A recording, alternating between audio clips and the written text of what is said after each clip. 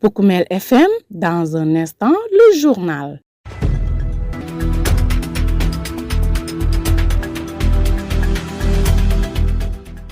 Merci d'être avec nous sur Poukoumel FM, la radio au service de toutes les communautés. C'est l'heure de votre rendez-vous avec l'info locale. Au sommaire de cette principale édition, Ziguinchor, à Diabir, les habitants dénoncent le calvaire quotidien provoqué par l'impraticabilité de la principale voie d'accès en saison des pluies et ils interpellent les autorités pour une intervention urgente.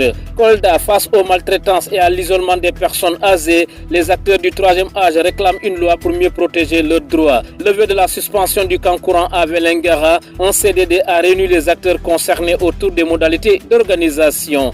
Également dans ce journal, le sport, demi-finale du championnat de montée en D2 de basketball, le Goudon Basket Club reçoit ce samedi le Ziguinchor Basket Club. Confiant, le président de l'équipe Fagnon du Balanta Kunda assure que ses joueurs sont prêts à s'imposer devant leur public. Amis auditeurs, c'était le sommaire. Le développement, c'est dans un court instant.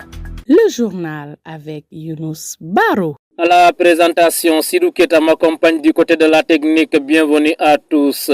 Les habitants de Diabir, un quartier de la commune de Ziguinchor, vivent un véritable calvaire en cette saison des pluies. Après chaque forte averse, la principale voie d'accès au quartier devient impraticable, rendant les déplacements particulièrement difficiles.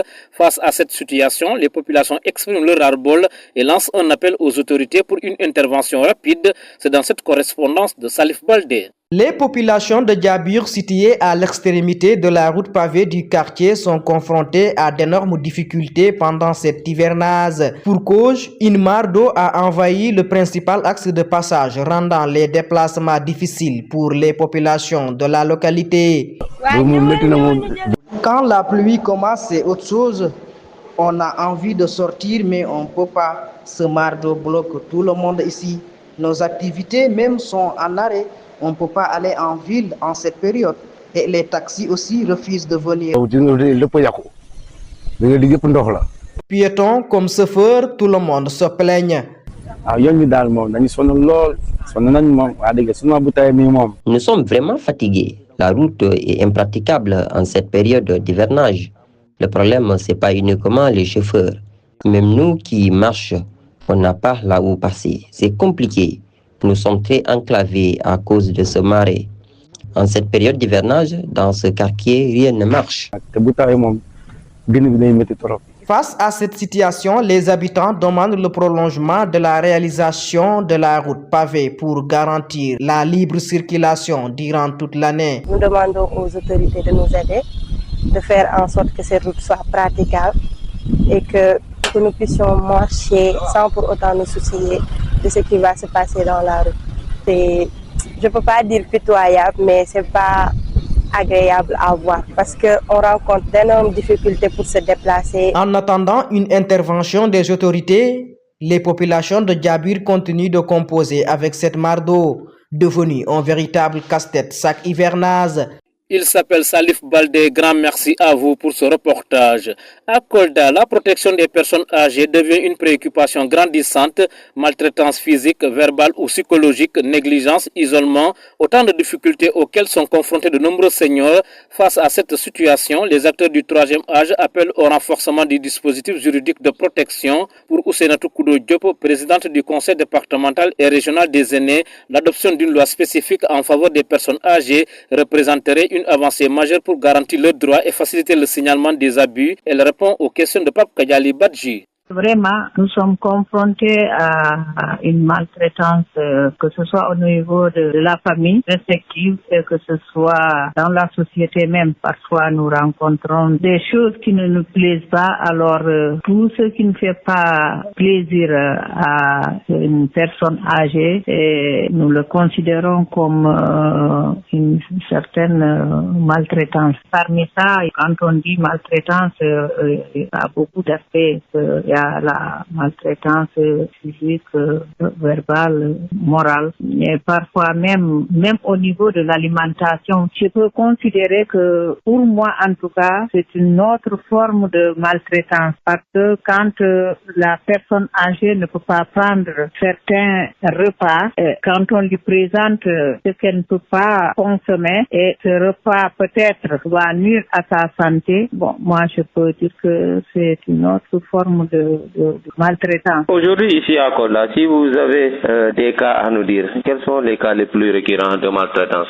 Il y en a, mais vous savez, on peut dire que tel est maltraité, tel est maltraité. En tout cas, je peux dire qu'il y en a, ici à Kolda, nous souffrons de ça, mais maltraitance verbale quand même, dans beaucoup de familles, des personnes âgées sont confrontées à ça. Hein. Moi, je peux dire même le fait d'isoler de la personne âgée, c'est traumatisant et je dis que c'est une forme de maltraitance. La loi sur la protection des personnes âgées, ça allait beaucoup aider les personnes âgées parce que très sincèrement, nous souffrons, hein. Nous souffrons. Même quand il y a conflit entre une personne âgée et son garçon ou bien son petit enfant, même quand il va à la police ne peut pas se baser sur quelque chose pour pouvoir arrêter ou bien pour pouvoir faire de toute façon corriger le garçon ou bien ce petit enfant. Vous voyez, mais quand la loi sera votée, et là, ce serait vraiment une très bonne chose parce qu'en ce moment, on aura sur lequel nous allons nous battre. Vous écoutez les informations sur Poukoumel FM, la 106.0. Au mot de culture à présent, un comité départemental de développement CDD consacré à la concertation sur la levée de la suspension et des modalités d'organisation du Kankourang s'est tenu mercredi dernier dans la salle de réunion de l'hôtel de ville de Vélingara, présidée par le préfet du département. La rencontre avait pour objectif d'échanger avec les différents acteurs sur les conditions de levée de cette suspension et sur l'organisation de cette manifestation culturelle dans le département. Les précisions avec Cheikh Amadou Ndoye, préfet de Vélingara, au micro de notre correspondant. On vient de terminer la journée de concertation sur le Kankourang.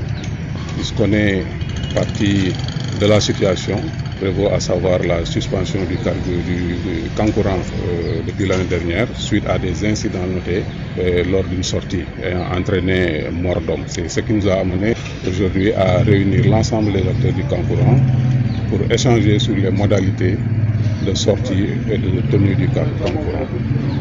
Et donc à l'issue, nous avons retenu plusieurs recommandations. Nous avons arrêté des mesures que nous allons formaliser dans un arrêté prochainement. Et ce qui est convenu de manière générale, c'est pour ce qui concerne la période de sortie du Kankourang, de retenir les mois d'août et de septembre de chaque année, mais également les week-ends pour la sortie de 6h à 19h, c'est-à-dire pendant la journée. Ça, c'est pour éviter les incidents regrettables qui sont arrivés, mais également certains cas de vol, d'agression et d'usage de drogue, notés également l'année dernière. Ça, c'est sur la période. Ensuite, pour les tenues, bien les lieux de tenue, il est recommandé d'interdire l'organisation du Kankourang au niveau des foyers. Uniquement les djoudjous comme lieu de tenue du Kankourang. Et ces djoudjous-là sont bien sûr administrés, gérés par les comités de sages, mais également les responsables, les véritables acteurs du Kankourang en tout cas. Et sur les modalités de déclaration aussi, ce qui est retenu, c'est qu'on mette en place un comité réunissant les acteurs du Kankourang qui émettent leur avis avant le dépôt de la déclaration auprès de l'autorité administrative. Et cette déclaration, bien sûr, devra revêtir les formes qu'il faut. Et on précisera également l'itinéraire, les horaires, de sorte en tout cas à éviter certains lieux comme les marchés. Il y a également la mise en place d'un comité d'encadrement et de supervision au sein de chaque association de Kankourang pour veiller en tout cas à canaliser les foules, mais également les gens lors des sorties de Kankourang. Poukoumel FM, le journal des sports.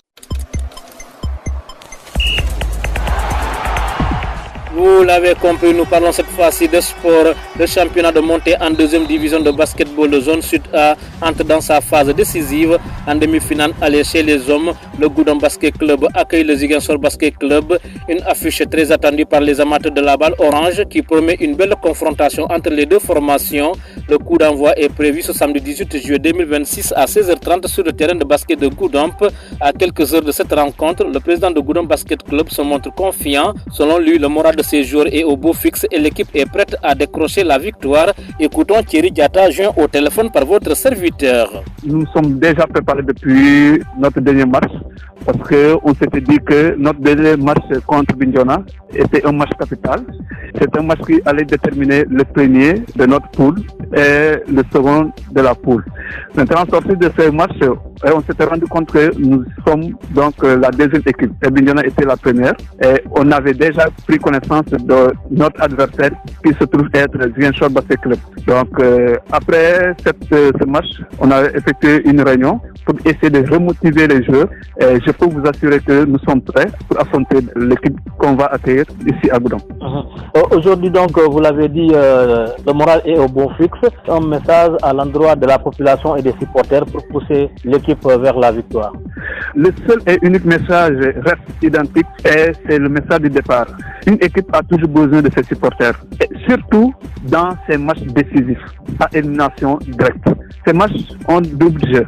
Le premier, c'est de nous permettre de se qualifier directement pour la finale.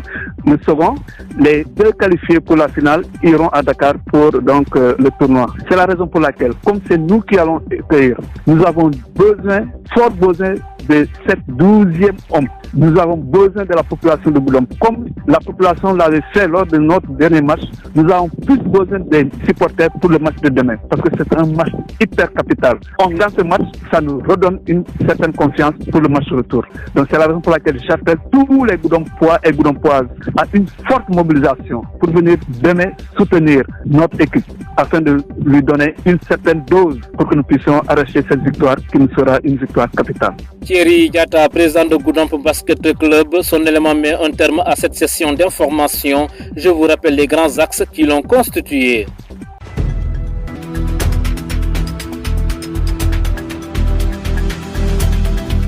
Ziguinchor à Diabir, les habitants dénoncent un calvaire quotidien provoqué par l'impraticabilité de la voie principale d'accès en saison des pluies et ils interpellent les autorités pour une intervention urgente.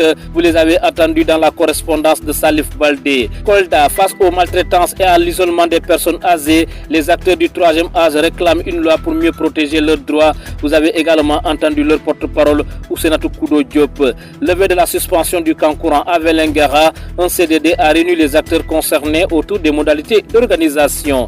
Également dans ce journal, vous avez eu droit à un résumé de l'actualité des sports dominé par la demi-finale allée du championnat de montée en D2 de basketball, le Goudon Basket Club qui va recevoir ce samedi le Ziguinchor Basket Club. Confiant, le président de l'équipe Fagnon du Balantakonda assure que ses joueurs sont prêts à s'imposer devant leur public. Vous avez également entendu Thierry Diata.